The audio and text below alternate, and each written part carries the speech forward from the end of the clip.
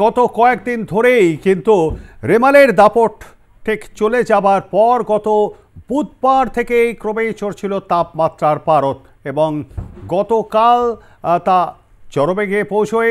তবে সন্ধ্যা থেকে আকাশ মেঘলা থাকলেও বৃষ্টি নামে রাতের বেলা। আজ সকাল থেকেও আকাশের মুখ ভার, বজ্রবিদ্যুৎ সহ মুষলধারায় বৃষ্টি। রাত ভোর বিভিন্ন জায়গায় বাজ পড়েছে, ইতিমধ্যে খবর এসছে। বৃষ্টি ছেড়ে এক ধাক্কায় নেমেছে পারদ, জলমগ্ন একাধিক এলাকা।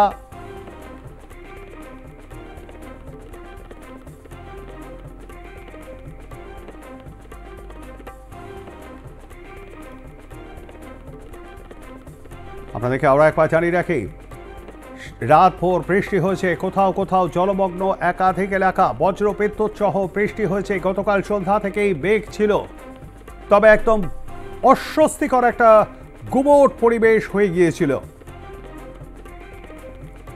এরপরেই কিন্তু বৃষ্টি নামে। আমরা সরাসরি চলে যাব আমাদের প্রতিনিধি সঞ্জনা লাহিড়ীর কাছে। সঞ্জনা, আলিপুর আবহাওয়া দপ্তর কি বলছে?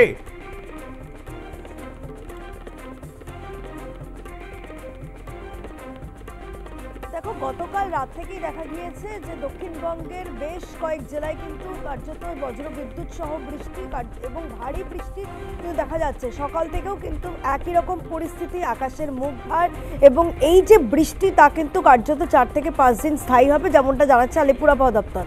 এবং এই বৃষ্টির কিন্তু রয়েছে একাধিক কারণ। একদিকে যেরকম দেখা যাচ্ছে যে সক্রিয় রয়েছে একটি বৃষ্টির অক্ষরেখা, যেটা পাঞ্জাব থেকে বাংলাদেশ পর্যন্ত বিস্তৃত লাভ করেছে, এবং তার পাশাপাশি দেখা যাচ্ছে যে একটি ঘূর্ণাবর্ত সৃষ্টি হয়েছে রাঁচিতে।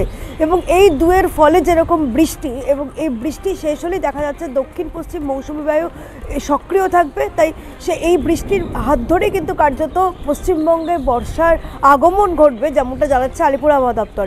এই প্রসঙ্গে তোমাকে জানিয়ে রাখি, গতকালই কেরলে কিন্তু ইতিমধ্যে দেখা গিয়েছে যে বর্ষার প্রবেশ হয়েছে, এবং সেই দক্ষিণ পশ্চিম মৌসুমী বায়ু ক্রমশ কিন্তু এগোচ্ছে উপরের দিকে, এবং তার ফলে কিন্তু দেখা যাচ্ছে যে এই যে বৃষ্টিটা যখন শেষ হবে তারপরে কিন্তু বর্ষা শুরু হয়ে যাবে বাংলায়।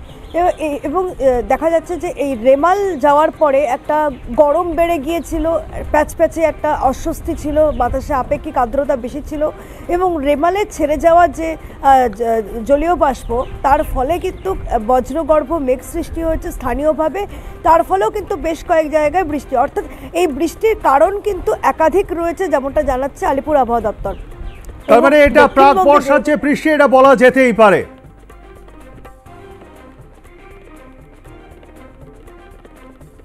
একদমই, দেখো, প্রাক বর্ষার বৃষ্টি কিন্তু এটাকে অভিহিত করছে আবহাওয়াবিদরা, কারণ এরপরেই কিন্তু বর্ষা চলে আসবে বঙ্গে, যেমনটা স্পষ্টত বার্তা দিয়েছে আলিপুর আবহাওয়া দপ্তর।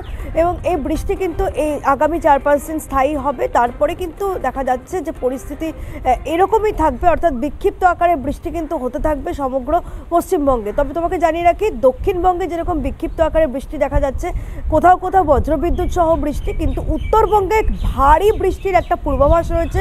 উত্তরবঙ্গে জেলাগুলোকে সতর্ক করা হয়েছে, লাল সতর্কতা রয়েছে, এমনকি একটা জলোচ্ছ্বাসের যে একটা সম্ভাবনা রয়েছে উত্তরবঙ্গে, তা কিন্তু বলাই যায়। এবং উত্তরবঙ্গে যে হিমালয়ের পাদদেশের জেলাগুলো রয়েছে সেখানেও কিন্তু বজ্রবিদ্যুৎ সহ বৃষ্টি হবে উপরের 5 জেলায়। এছাড়া কোচবিহার, দিনাজপুর, এই সমস্ত জেলাগুলোতে কিন্তু মাঝারি বৃষ্টি সঙ্গে ঝোড়ো হাওয়া তা কিন্তু জারি থাকবে। এবং এই বৃষ্টির ফলে যে তাপমাত্রা বেড়ে গিয়েছিল তা কিন্তু অনেকটাই কমেছে, এবং স্বস্তিদায়ক পরিস্থিতি কিন্তু সৃষ্টি হয়েছে। আজকের যেরকম শহরের তাপমাত্রা 34 ডিগ্রি, যেটা স্বাভাবিকের থেকে দেখা যাচ্ছে 1 ডিগ্রি কম, অর্থাৎ দেখা যাচ্ছে যে এই যে একটা অস্বস্তিকর পরিস্থিতি সৃষ্টি হয়েছিল তা কিন্তু অনেকটাই লাঘব করা যাচ্ছে এই বৃষ্টির ফলে, তা কিন্তু স্পষ্টত জানাচ্ছে আলিপুর আবহাওয়া দপ্তর।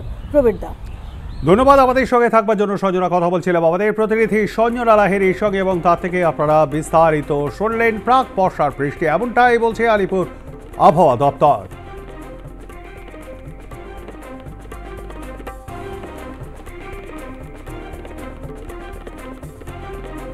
এদিকে এই শহর কলকাতাতেই যে বা তার সংলগ্ন অঞ্চলগুলিতেই যে বৃষ্টি হচ্ছে তা কিন্তু নয়। পানাগড়ে আমরা চোখ রাখবো, সেখানে কিন্তু মাঝ রাত থেকেই বৃষ্টি শুরু হয়ে গিয়েছে, মুষলধারে বৃষ্টি। এই মুহূর্তে সেখানে পরিস্থিতি জেনে নেবো, সরাসরি চলে যাব, সেখানে রয়েছেন আমাদের প্রতিনিধি সুভাষ। ঠিক এই মুহূর্তে কি পরিস্থিতি, এখনো কি সেখানে বৃষ্টি হয়েই চলেছে বজ্র বিদ্যুৎ সহ? দেখো প্রবীরদা, দুদিন ধরে যে অস্বস্তিকর গরম ছিল সেখান থেকে আজকে সকালে এই বৃষ্টিতে মানুষ কিন্তু একটা স্বস্তির নিঃশ্বাস ফেলেছে। প্রায় ঘন্টা দেড়েক ধরে তুমুল ধারে বৃষ্টি, সাথে ঝোড়ো হাওয়া এবং বজ্রপাত একইভাবে কিন্তু 1 ঘন্টা ধরে চলেছে। এখন এই মুহূর্তে কিন্তু বৃষ্টি কমে গেল, সমস্যায় পড়েছে বেশ কিছু এলাকার মানুষ, যেখানে কিন্তু জল দাঁড়িয়ে গেছে। অপরদিকে বিদ্যুৎ সংযোগ কিন্তু বিচ্ছিন্ন করে দেওয়া হয়েছে, কারণ হচ্ছে বেশ কিছু জায়গায় গাছ পড়ে গেছে। অতএব সেইখানে দাঁড়িয়ে কিন্তু কিছু সমস্যা কিন্তু সকাল থেকে পড়েছে।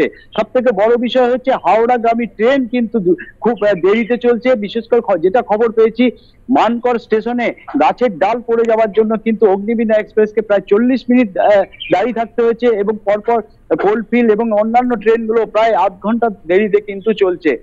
এখন বৃষ্টি কমে গেলেও কিন্তু মেঘলা আকাশ রয়েছে, কিন্তু বৃষ্টি হতেও পারে এরকম কিন্তু আবহাওয়া এখন কিন্তু পরিষ্কার হয়নি। তবে কিন্তু এই যে দুদিন ধরে যে রকম অস্বস্তিকর গরম ছিল, সেখান থেকে আপাতত পানাগড়ের মানুষ মুক্তি পেয়েছে আজকের এই বৃষ্টিতে। স্বস্তি পেয়েছেন পানাগড়ের মানুষ অবশ্যই এই বৃষ্টিতে এবং প্রাক বর্ষার বৃষ্টি, এটা বলছে আলিপুর আবহাওয়া দপ্তর। কিন্তু যারা নিত্যযাত্রী, যারা ডেইলি প্যাসেঞ্জার, তারা কি কিছুটা হলেও ভোগান্তির শিকার? কারণ বেশ কিছু জায়গায় কিন্তু ট্রেন আটকে পড়েছে। সুভাষ, দেখো একদম ঠিক, সকালবেলা যেহেতু যারা বেরিয়েছিল তারা কিন্তু বেশ কিছু জায়গায় ট্রেন আটকে গেছে, এবং তারা কখন পৌঁছবে সেটাও কিন্তু জানতে পারছে না। অপরদিকে কিন্তু সকাল থেকে এখনো পর্যন্ত কিন্তু বিদ্যুৎ বিচ্ছিন্ন করে রাখা হয়েছে, কারণ বেশ কিছু জায়গায় গাছের ডাল পড়ে গেছে। অত বিদ্যুৎ বা কখন আসবে সেটাও কিন্তু একটা বড় প্রশ্ন। তবে প্রশাসনের তরফ থেকে যেটা জানতে পেরেছি, তারা তৎপর রয়েছেন এবং সবকিছু জায়গায় কিন্তু সব ভোর থেকেই কাজ শুরু করেছে। বিশেষ করে যে সকল জায়গায় জল দাঁড়িয়েছে সেই জলটাকে নিকাশি ব্যবস্থার চেষ্টা করছে, গাছের ডাল কেটে যাতে বিদ্যুৎ সংযোগ খুব দ্রুত দেওয়া যায় সেটারও চেষ্টা হচ্ছে। কিন্তু সকাল থেকে কিন্তু বেশ কিছু মানুষকে কিন্তু দুর্ভোগের মধ্যে পড়তে হয়েছে। ধন্যবাদ আমাদের সঙ্গে থাকবার জন্য সুভাষ। কথা বলছিলাম আমাদের প্রতিনিধি সুভাষ দাসের সঙ্গে, এবং তার থেকেই আপনারা বিস্তারিত শুনলেন। অবশেষে স্বস্তির বৃষ্টি, রেমালের পর যে একটা গুমোট পরিবেশ হয়ে গিয়েছিল গত কয়েকদিন ধরে, সেখান থেকে কিছুটা হলেও স্বস্তি মিলেছে।